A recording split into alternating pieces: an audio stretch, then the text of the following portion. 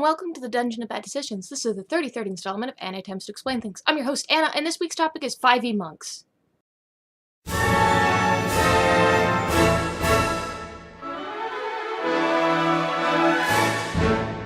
Okay, so I don't really know all that much about monks in any edition.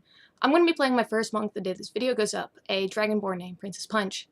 I haven't even done her character sheet yet, but I have done some research, and there is one thing I can tell you with absolute certainty. Monks are pretty darn cool. Anyways, a lot of the complaints about Pathfinder monks is that they need really high numbers and too many base stats to be practicable, unless your DM allows you an epic level point buy, or you roll really, really well. This results in monks with a really high AC and a total inability to either hit or to do damage, making them great tanks at the start of a fight until your enemy realizes they're not actually a threat and starts focusing on the PCs that are. It can be very frustrating. 5e made monks more practical at reducing the necessary stats to wisdom and dexterity, with the latter being the one of prime necessity.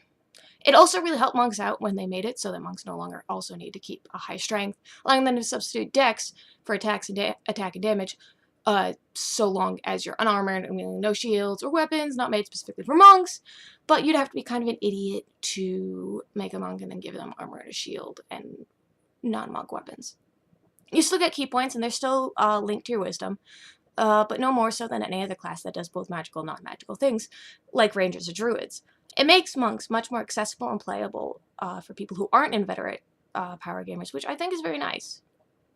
I am a little concerned by the fact that, as a monk, I would still need a higher wisdom than I normally go for, but that's for role-playing reasons. I don't role-play high-wisdom characters very well, as people tend to expect you to do things like thinking before you act and showing restraint.